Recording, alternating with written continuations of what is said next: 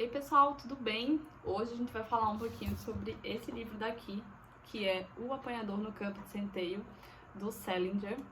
E o meu intuito com esse livro aqui, com essa resenha, é explicar um pouquinho para vocês, além do que se trata o livro, qual a importância da gente ler para entender certos períodos históricos. Então, a importância da leitura, porque às vezes a gente lê e a gente não entende muito bem a dimensão, a importância do que é a leitura. Às vezes a gente se prende se limita só à questão da intelectualidade, da capacidade que a leitura tem, né, de deixar a gente mais apto a formar frases, a conversar com outras pessoas, a defender ideias, e tudo isso realmente a leitura ela traz. Mas a leitura também ela tem uma capacidade incrível de a gente conseguir entender períodos históricos sem precisar ler necessariamente livros de história, né? Então, muitas vezes um livro de história vai passar pra gente o panorama de uma época, mas a gente nunca vai conseguir entender com tanta profundidade como se a gente lesse, por exemplo, um livro de um autor que fala justamente daquela época que ele viveu, que conta um romance.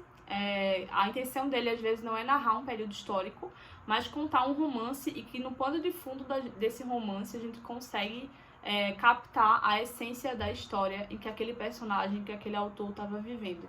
E isso a gente vai conseguir ver muito bem aqui no Apanhador no Campo de Centeio, do Salinger.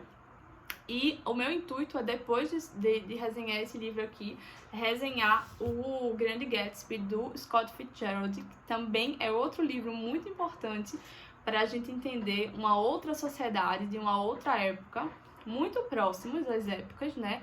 Esse aqui, mais ou menos 1950, que influenciou as décadas de 60, 70, 80. E esse daqui, que vai ali pelos 1930, pela época do jazz, né, ali nos Estados Unidos. E até os locais, assim, são os Estados Unidos, né? Então a gente pode ver duas épocas diferentes, mas livros que influenciaram e contaram histórias para a gente conseguir entender bem os períodos, né? A gente tem aqui no Apanhador no Campo de Centeio, primeiro, polêmica.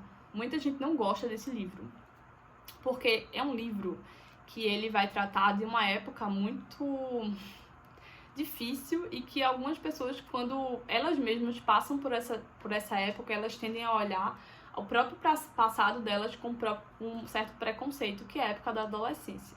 Então esse livro daqui vai narrar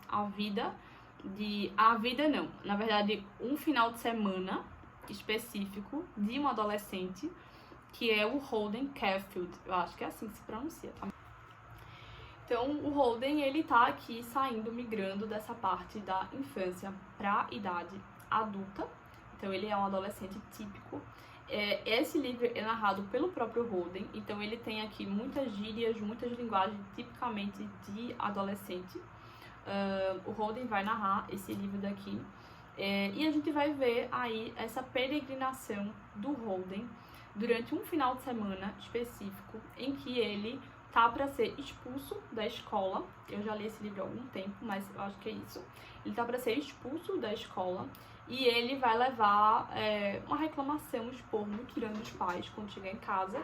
E ele não quer levar esse esporro dos pais quando chegar em casa, então ele vai ali jogar a toalha, chutar o balde e vai para Nova York. O Holden, ele tem um certo poder aquisitivo, a família dele tem um certo poder aquisitivo, então ele tem dinheiro ali para perambular lá por Nova York, que é justamente o tempo que ele era para estar na escola, mas como ele vai ser expulso, ele chuta o balde mesmo e vai ali perambular. Então a gente vai ver essa peregrinação do Holden por Nova York durante esse fim de semana, em que ele passa ali por vários personagens. Então ele vai para um barzinho certa noite, ele fica ali hospedado num apartamento. Esse livro tem uma típica narrativa nova-iorquina, então a gente vai ver alguns elementos ligados a Nova York, né? Que é, por exemplo, Frank Sinatra, a Broadway, o Museu de História Natural. Então a gente ler esse livro aqui é como se a gente estivesse assistindo um filme de sessão da tarde. Sabe aqueles filmes dos anos 60 e 70 de sessão da tarde, em que a gente tem um personagem principal, um adolescente, que é cheio de problemas, assim, e ele se sente a escória da sociedade. Então, e a gente não consegue lembrar de um só filme, né? A gente tem, assim, vem na nossa memória uma centena de cenas de filmes, assim, e foram todos filmes que foram influenciados por esse livro daqui. Esse livro, como eu falei, ele influenciou uma geração inteira, né? Então a gente vai ver essa peregrinação do Holden. A história em si, ela não tem muitos altos e baixos, é uma história muito linear, que a gente é só esse final de semana mesmo, que ele vai se encontrar ali com alguns amigos, ele vai se encontrar com o professor da escola dele, ele vai se encontrar com algumas meninas, assim, ele vai falar sobre isso. E ele vai voltar depois, pra voltar pra casa, ele vai se encontrar com a irmãzinha dele, uma irmãzinha pequena, e ele vai falar algumas coisas a respeito da visão de mundo dele nessa fase da adolescência. Então, à medida que a gente vai vendo a peregrinação dele, ele vai falando aquilo que ele pensa a respeito da fase que ele tá, da fase adulta. Então, é a visão de mundo dele sobre os adultos e a visão de mundo que ele tem sobre as crianças, que estão ali abaixo. Inclusive, a personagem que ele mais sente empatia no livro inteiro é pela irmãzinha pequena dele, que é uma criança. Então, ele tem essa empatia muito grande pelas crianças e essa raiva, essa rebeldia contra os adultos. Então, na verdade, o Holden, ele é um típico adolescente problemático, assim, cheio de probleminhas. E ele vai criticar muito os adultos e principalmente os pais. Então, ele vai fazer uma crítica, às vezes, hipócrita, né? Tipicamente, as críticas que os adolescentes têm é hipócrita de mundo mesmo. Então, em alguns momentos ele vai falar o seguinte, que os adultos, eles são hipócritas porque as únicas coisas que eles fazem é trabalhar para ganhar dinheiro, e mais dinheiro, e comprar um Cadillac novo, e fazer alguma coisa, e fazer uma viagem. E só que ele é um adolescente que ele tá usando o dinheiro dele dos pais, né? Então ele não tem dinheiro, ele não ganha dinheiro nenhum, ele é sustentado pelos pais. E ele tá peregrinando ali, gastando dinheiro praticamente dos pais, tendo levado pau, né, na escola, enfim. Então ele é bem hipócrita, assim, nesse sentido.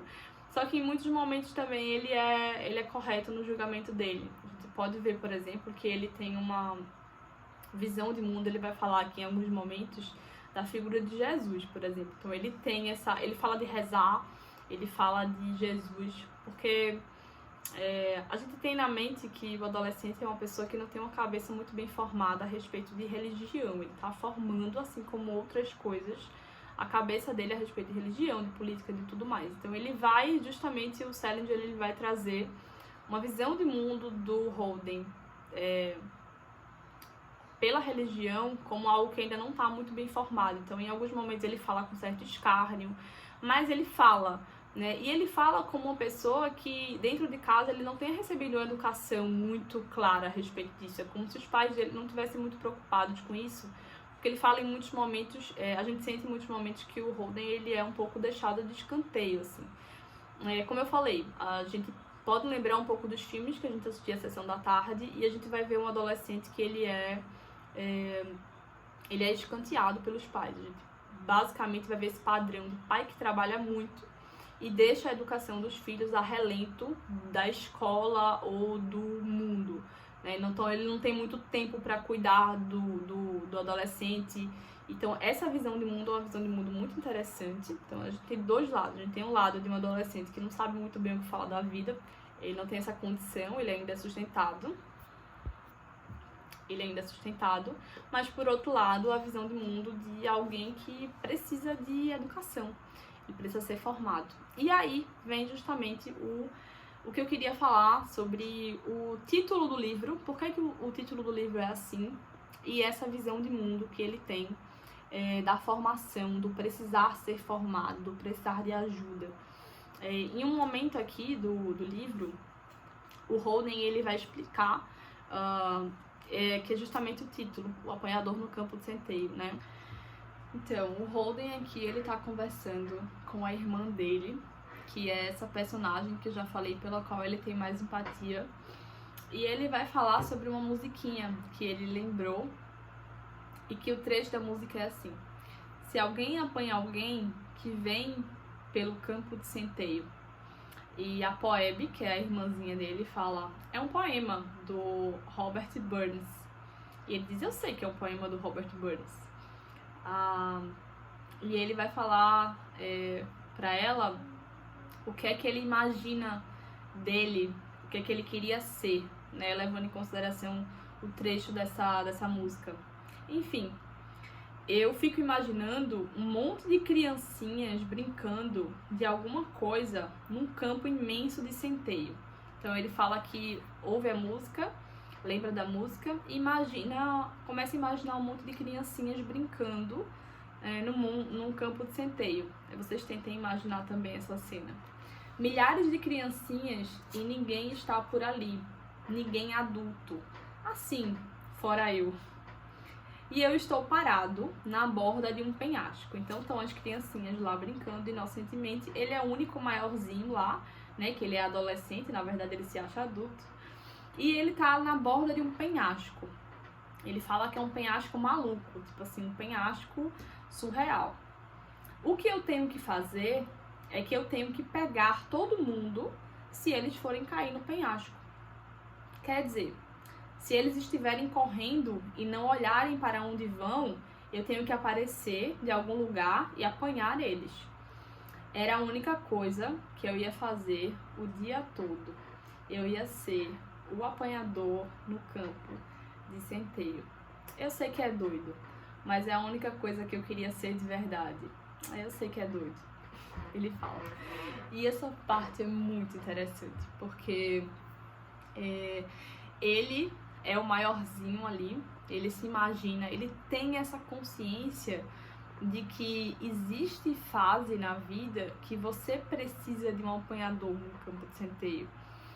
Só que na cabeça dele, que ainda está em formação, a infância é a única fase em que alguém precisa de um apanhador no campo de centeio, né? De um guia, para que aquela pessoa, aquela criança, ela é inocente e ela não caia no penhasco. E na visão de mundo dele, ele não precisa porque ele já está na fase adulta. É como se ele imaginasse que o adulto é alguém que não precisa mais de um apanhador no campo de centeio, né? E eu sou cristã e eu tento sempre trazer uma cosmovisão cristã em cima dos livros, né, que eu leio. E aí eu vou trazer para além da parte que esse livro influenciou gerações. Eu acho que a diferença de como a gente lê os livros está exatamente isso. Muitas vezes não é a forma como o livro foi escrito ou a intenção do autor. Porque talvez a intenção do Salinger aqui não foi influenciar tanto da forma como foi influenciado, da forma como foi conduzido. Né? É igual você criar um avião. Ninguém cria um avião achando que o avião vai ser instrumento de guerra. Você cria um avião, eu tenho certeza que quando os criadores criaram um avião, uma lâmpada, ou seja lá o que for, criaram para um intuito bom. Mas aí, se as pessoas vão usar para o bem ou para o mal, infelizmente, as pessoas são assim, as pessoas são más, né? Então, mas a intenção dele talvez não tenha sido essa. Então, eu vejo muito a idolatria de uma fase de dificuldade, que é a fase da adolescência, em vez dessa visão interessante, que é justamente, eu acho que o que ele está querendo passar aqui, de fases na vida em que a gente precisa de um guia para a gente não cair no penhasco, né? E numa visão de mundo, quando eu leio esse trecho, vem muito forte na minha mente uma passagem do apóstolo Paulo, lá no livro de Romanos, na Bíblia, em que eu penso que o que é o mundo, se não esse campo enorme de centeio, em que nós somos todos ovelhas e prestes a cair no penhasco, independente da fase que a gente esteja, o quanto a gente se ache grande ou que nunca precise de ninguém, que sempre tem um apanhador no campo de centeio para impedir que a gente caia no penhasco, né?